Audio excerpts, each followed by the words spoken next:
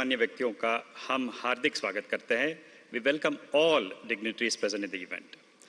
कार्यक्रम शुरू करने से पहले हम कृष्ण गोपाल कृष्णन जी से निवेदन करते हैं कि वे प्रधानमंत्री जी को शॉल ओढ़कर उनका स्वागत और अभिनंदन करें।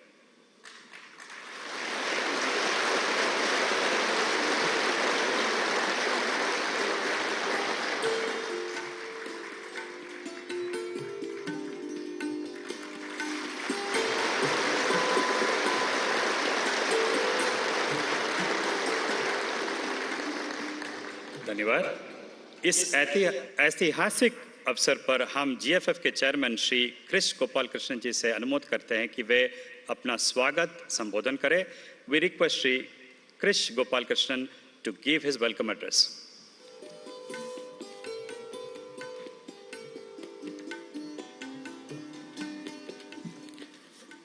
Ladies and gentlemen, it's an honor to stand before you today as we welcome the esteemed Prime Minister of India, Sri Narendra Modi ji.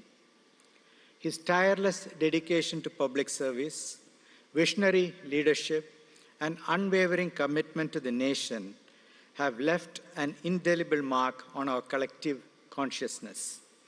As we gather here, let us reflect on the transformative journey that India has embarked upon under Prime Minister Modi ji's guidance.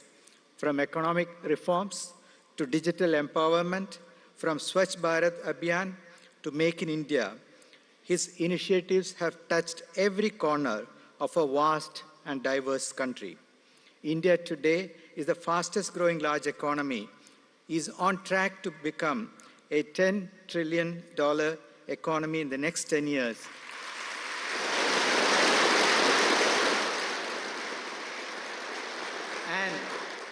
And a $30 trillion economy by 2047, achieving the goal of Viksit Bharat.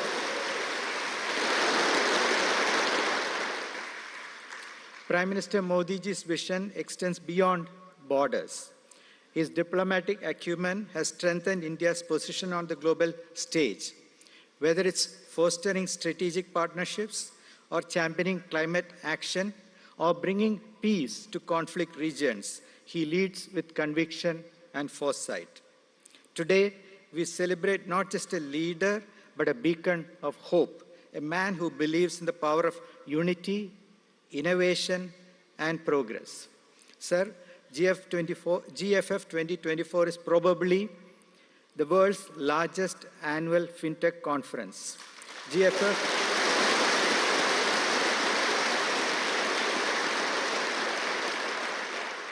GFF brings together luminaries, policymakers, regulators, and fintech founders for insightful discussions, groundbreaking technologies, and networking opportunities.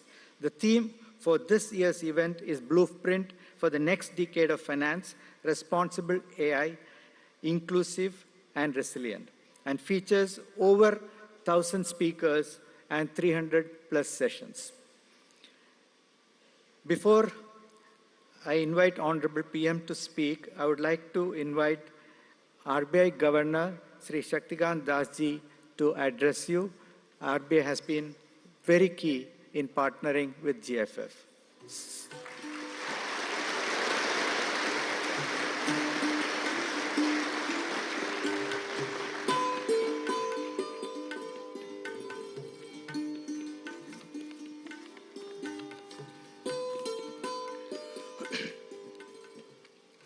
Honorable Prime Minister, Sri Krish Gopal Krishnan, industry leaders, esteemed participants, members of the media, ladies and gentlemen.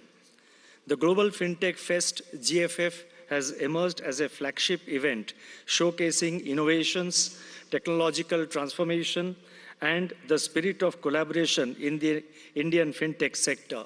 Started in 2020 with 12,000 participants, GFF 2024 has so far seen 80,000 participants. This This demonstrates not only the growing stature of this event, but also the growing prominence of India in the technology-driven financial innovation. The presence of the Honorable Prime Minister in GFF 2024 inspires all of us to put in our best efforts to build a fintech ecosystem that is truly future-ready. In this endeavor, our priority should be to build an environment where financial services are seamlessly integrated into the lives of our 1.4 billion people. India now stands on the cusp of a transformation where technology will be the engine to meet aspirations of every citizen. From mobile banking to digital payments, AI-driven lending, blockchain innovations, the fintech ecosystem is constantly evolving to meet the diverse needs of our growing economy. Digital technologies have been instrumental in expanding financial inclusion, improving efficiency, and enabling real-time services across the country. Today, India stands as a global leader in digital payments, a feat achieved by combining proactive policymaking with innovation and technological advancements. Collaboration between policymakers, regulators, and innovators is a defining element of India's fintech journey. The success stories in our fintech space like Aadhaar, UPI, and the DigiLocker are results of such collaborative efforts. Initiatives like Account Aggregator Framework, Unified Lending Interface, that is ULI, Open Credit Enabled Network, that is OCEN, and several others are expected to redefine credit access, particularly for small businesses and individuals. The Reserve Bank's regulatory frameworks have facilitated new and innovative businesses to grow in an orderly manner. These regulatory initiatives reflect our commitment to support innovation with prudence. Our collaborative approach is visible in the fact that we have held large number of interactions over the last 1 year with the fintech sector players. For example, the various departments and officials of the Reserve Bank have held about 750 bilateral interactions and held about 50 structured meetings with the fintech players. As we march towards India at 100 in the year 2047, I urge every participant at this GFF and others who could not attend, and hopefully, and I'm sure, they will attend the future editions of GFF event. I would urge each one of you to continue dreaming, innovating, and pushing boundaries. Thank you. Namaskar.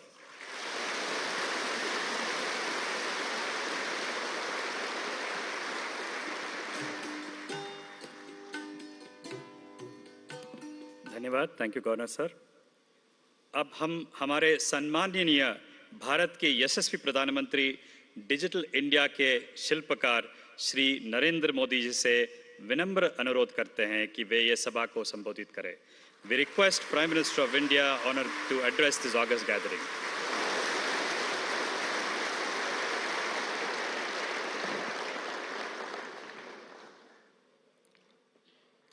नमस्कार.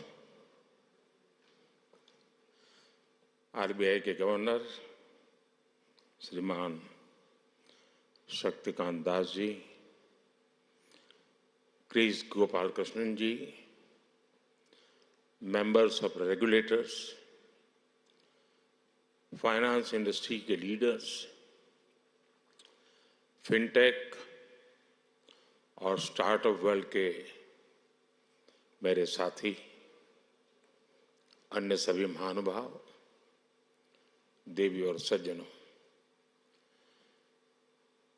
ये भारत में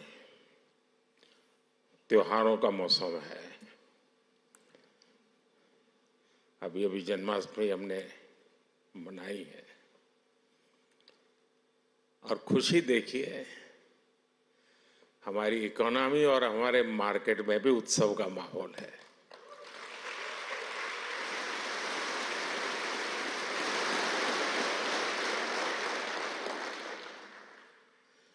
इस festive mood में ये global fintech festival हो रहा है।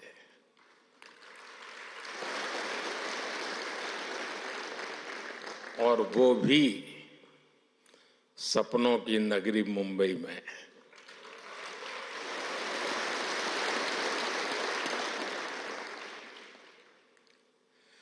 मैं देश और दुनिया से आए यहाँ सभी मेहमानों का अभिनंदन करता हूँ, स्वागत करता हूँ।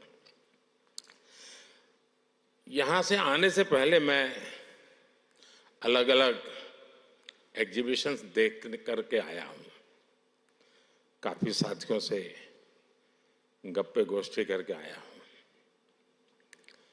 हमारे नौजवानों के इनोवेशन का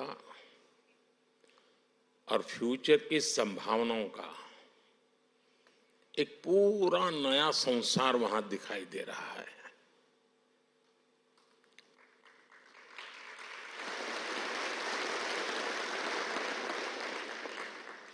चलिए, आपके काम के लिए मैं शब्द बदलता हूं। एक पूरी नई दुनिया दिखाई दे रही है।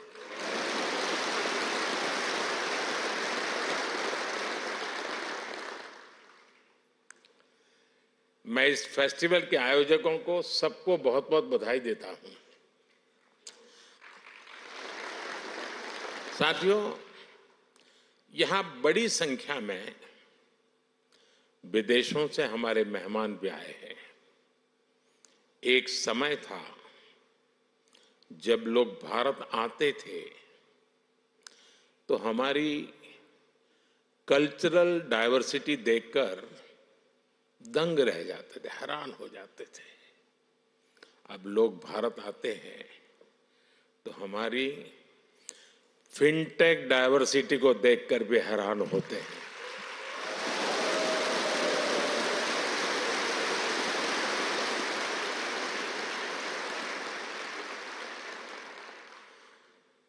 एयरपोर्ट पर लैंड करने से लेकर स्ट्रीट फूड और शॉपिंग एक्सपीरियंस तक भारत की फिनटेक क्रांति चारों तरफ दिखती है।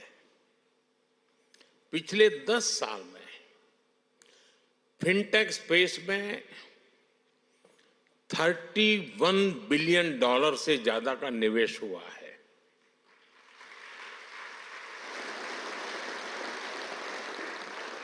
दस साल में हमारे फिनटेक स्टार्टअप्स में 500% वृद्धि हुई है।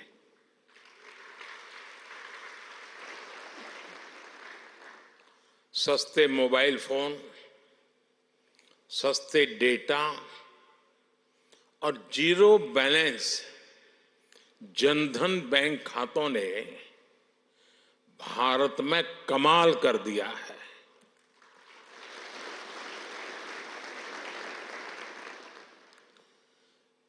आपको याद होगा, कुछ लोग पहले पूछते थे, पार्लियामेंट में खड़े होकर के पूछते थे और अपने आप को बहुत विद्वान मानने वाले लोग पूछते थे।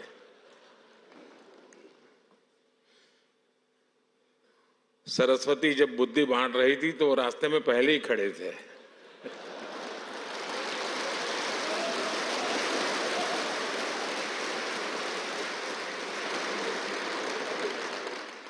और क्या कहते थे? वो पूछते थे कि भारत में बैंक इतनी ब्रांचेज नहीं है, गांव-गांव बैंक अवेलेबल नहीं है, इंटरनेट नहीं है, यहां तक पूछ लेते थे बिजली भी तो नहीं है, रिचार्जिंग कहां होगा, फिनटेक क्रांति कैसे होगी,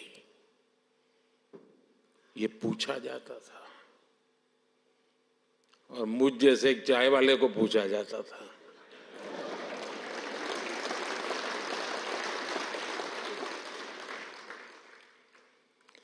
लेकिन आज देखिए, एक दशक में ही भारत में ब्रॉडबैंड यूजर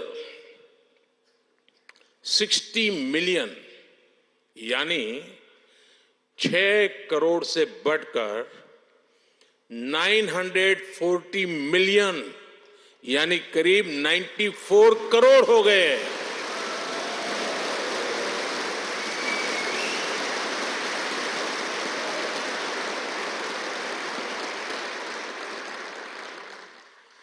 आज 18 वर्ष से ऊपर का शायद ही कोई भारतीय हो जिसके पास उसकी डिजिटल आइडेंटिटी आधार कार्ड नहीं है। आज 530 मिलियन यानी 53 करोड़ से अधिक लोगों के पास जनधन बैंक खाते हो गए हैं। यानी 10 साल में हमने एक प्रकार से पूरी यूरोपियन यूनियन के बराबर आबादी को बैंकिंग सिस्टम से जोड़ा है।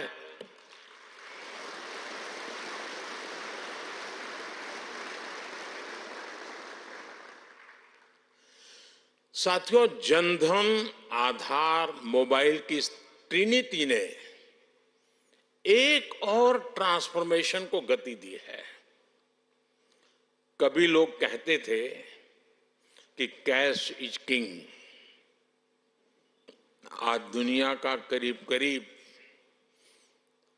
आधा real time digital transaction Bharat में होता है।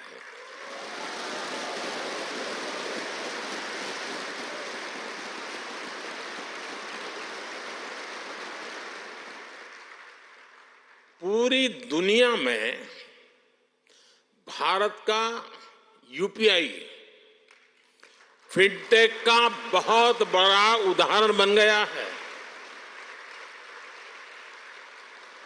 आज गांव हो या शहर, सर्दी हो या गर्मी, बारिश हो या बर्फ गिर रही हो, भारत में बैंकिंग सर्विस 24 घंटे 7 दिन 12 महीने चलती रहती है।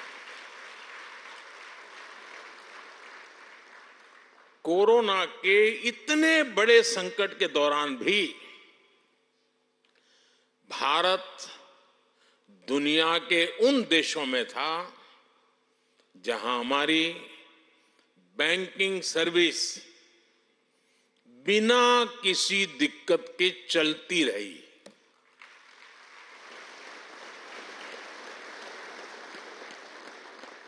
साथियों, अभी 2-3 दिन पहले ही जनधन योजना के 10 साल पूरे हुए हैं। जनधन योजना विमेन एम्पावरमेंट का बहुत बड़ा माध्यम बनी है। जनधन योजना के चलते करीब 290 मिलियन यानी 29 करोड़ से ज्यादा महिलाओं के बैंक खाते खुले हैं। इन खातों में महिलाओं के लिए सेविंग्स और इन्वेस्टमेंट के लिए नए अवसर बनाए हैं। इन्हीं जनधन खातों की फिलॉसफी पर हमने माइक्रो फाइनेंस की सबसे बड़ी स्कीम मुद्रा लॉन्च की। इस स्कीम से अभी तक 27 ट्रिलियन रुपए से अधिक का क्रेडिट दिया जा चुका है। 27 ट्रिलियन। इस स्कीम की करीब 70% बेनिफिशियरी महिलाएं हैं।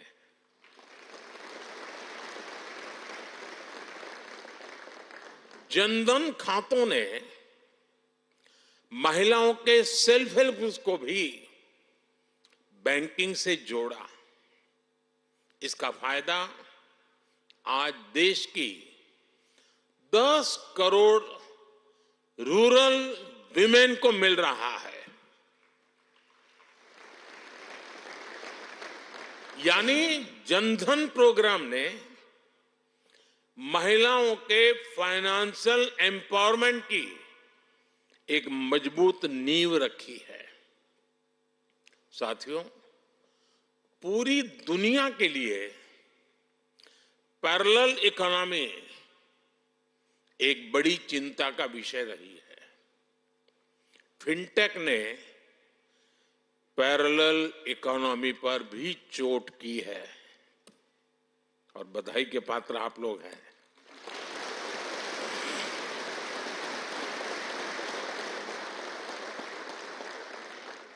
आपने ये भी देखा है कि कैसे हम भारत में डिजिटल टेक्नोलॉजी से ट्रांसपेरेंसी लेकर आए हैं।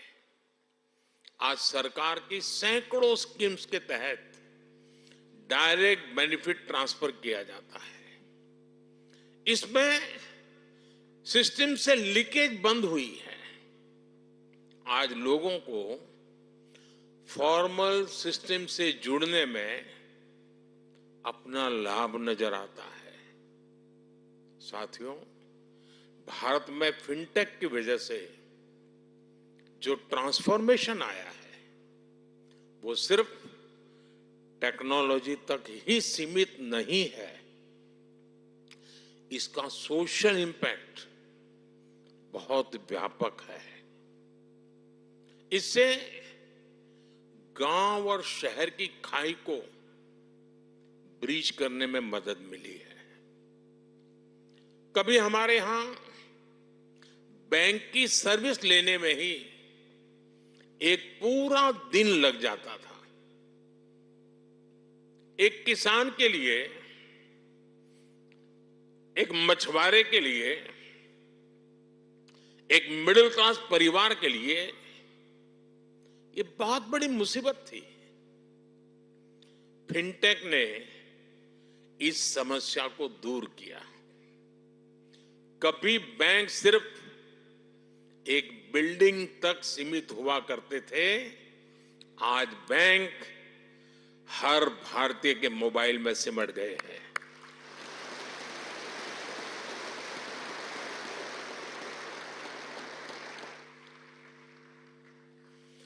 साथियों, फिनटेक ने फाइनेंशियल सर्विस को डेमोक्रेटिक बनाने में भी बड़ी भूमिका निभाई है।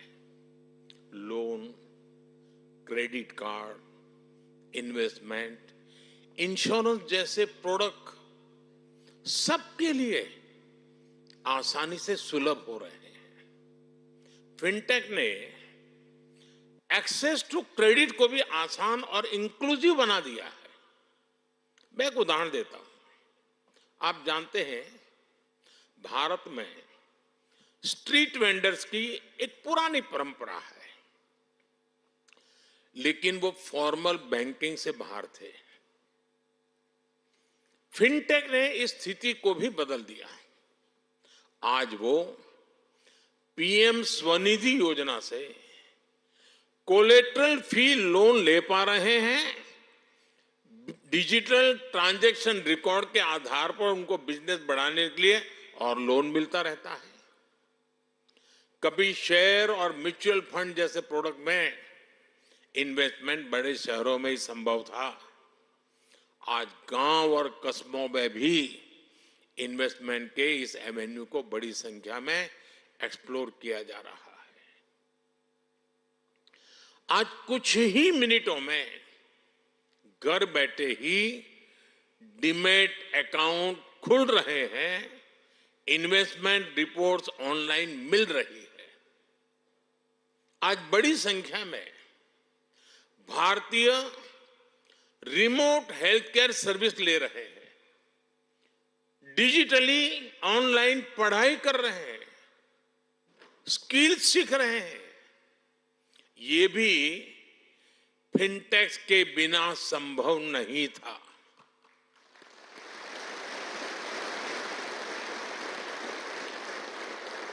यानी भारत की फिनटेक क्रांति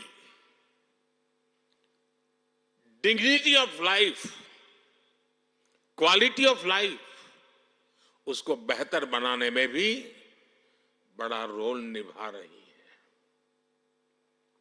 साथियों, भारत की फिनटेक क्रांति की उपलब्धि सिर्फ इनोवेशंस के लिए ही नहीं, बल्कि एडॉप्शन लेकर के भी है।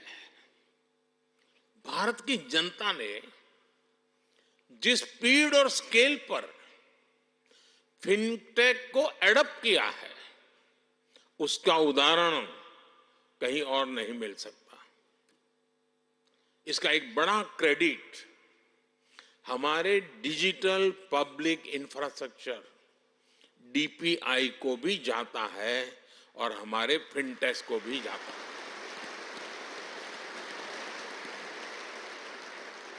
देश में इस टेक्नोलॉजी को लेकर ट्रस्ट पैदा करने के लिए अद्भुत इनोवेशन किए गए हैं। क्यूआर कोड्स के साथ साथ साउंड बॉक्स का उपयोग ऐसा ही इनोवेशन है।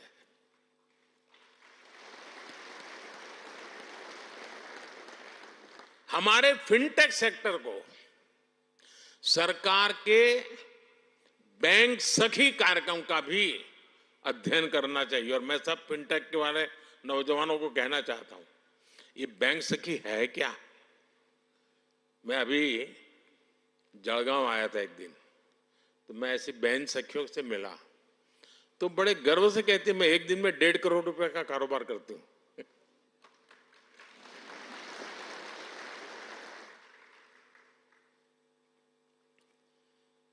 क्या कॉन्फिडेंस! और एक गांव की महिला थी वो। हमारी बेटियों ने गांव गांव में बैंकिंग को, डिजिटल अवेयरनेस को जिस प्रकार फैलाया है, उससे फिनटेक को एक नया बाजार मिला है। साथियों, 21वीं सदी की दुनिया बहुत तेजी से बदल रही है। करेंसी से क्यूआर कोड तक की यात्रा में सदियां लग गई, लेकिन अब हर रोज हम नए इनोवेशन देख रहे हैं। डिजिटल ओनली बैंक्स और नियो बैंकिंग जैसे कंसेप्ट हमारे सामने हैं। डिजिटल ट्विंस जैसी टेक्नोलॉजी डेटा आधारित बैंकिंग को नेक्स्ट लेवल पर ले जा रही है। इससे रिस्क मैनेजमेंट, फ्रॉड डिटेक्शन और कस्टमर एक्सपीरियंस सब कुछ बदलने वाले हैं।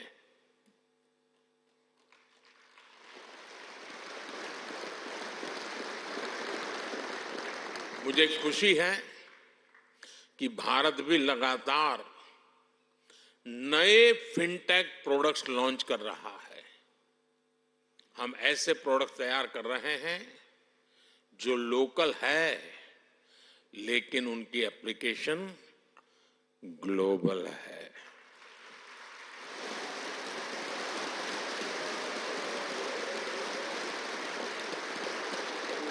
आज ओएनडीसी यानी open network for digital commerce online shopping को इंक्लूसिव बना रहा है। ये छोटे बिजनेस, छोटे एंटरप्राइजेस को बड़े अवसरों से जोड़ रहा है।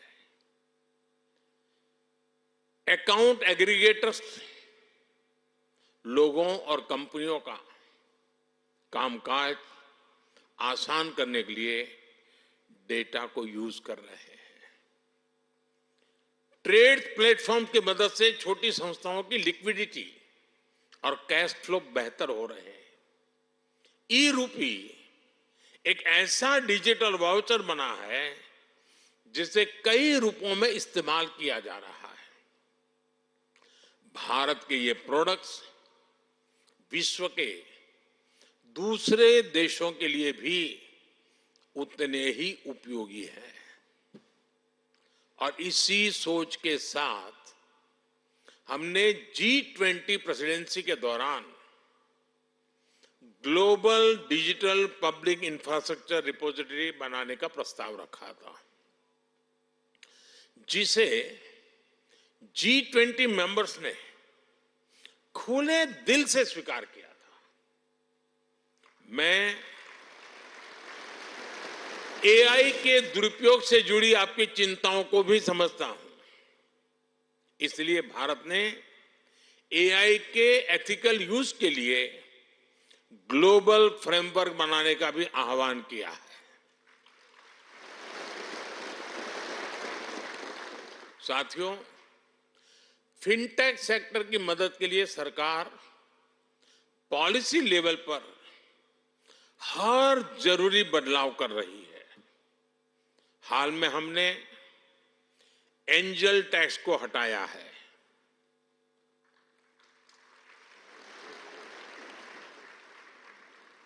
ठीक नहीं किया?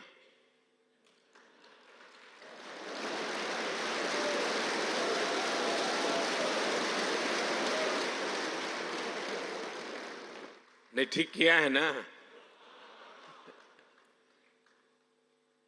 हमने देश में रिसर्च और इनोवेशन को बढ़ावा देने के लिए 1,00,000 करोड़ रुपए का फंड बनाने की घोषणा की है।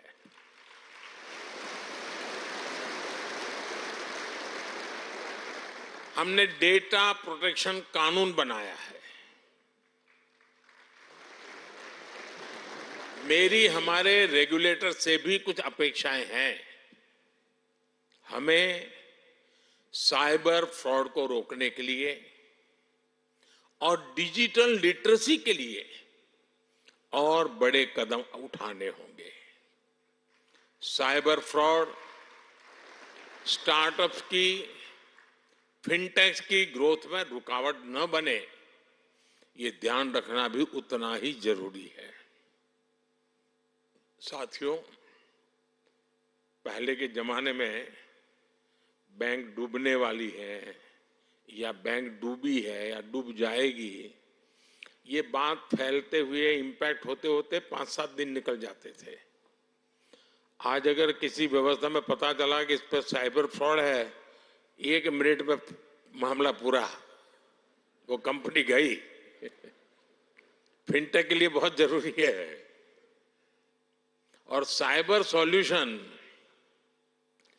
उसका बाल मृत्यु बहुत जल्दी हो जाता है। कोई भी साइबर सॉल्यूशन निकालिए, उसका बेईमान लोग तोड़ निकालने में देर नहीं करते, तो उस सॉल्यूशन का बाल मृत्यु हो जाती है।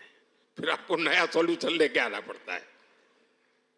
साथियों, आज सस्टेनेबल इकोनॉमिक ग्रोथ, ये भारत की प्राथमिकता है।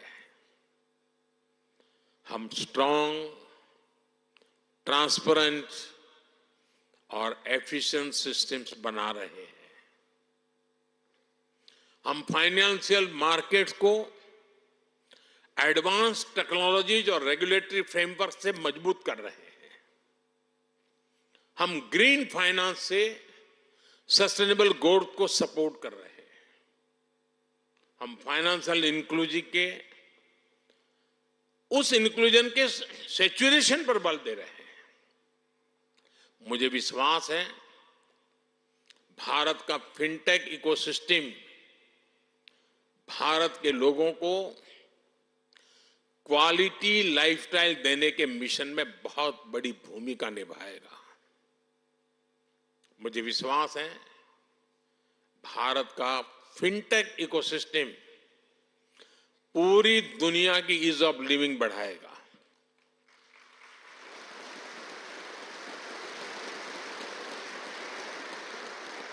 और मुझे मेरे देश के युवाओं की टैलेंट पे इतना भरोसा है, इतना भरोसा है, और मैं कहता हूं, बड़े विश्वास से कहता हूं, our best is yet to कम।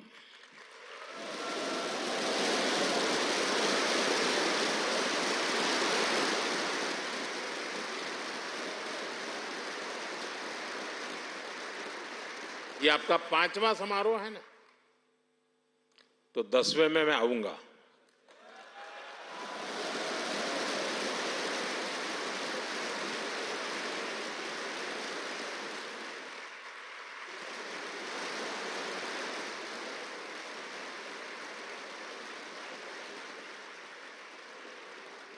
और तब आपने भी कल्पना नहीं की होगी, वहां पर आप भी पहुंचे होंगे दोस्तों।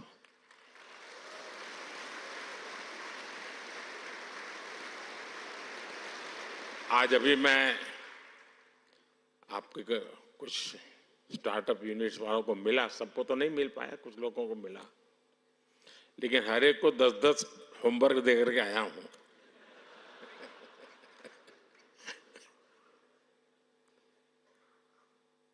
क्योंकि मैं समझ सकता हूं कि बहुत बड़ा बदलाव लाने वाला क्षेत्र है साथियों। एक बहुत बड़ा रिवॉल्यूशन हो रहा है और उसकी मजबूत नींव यहां हम देख रहे हैं।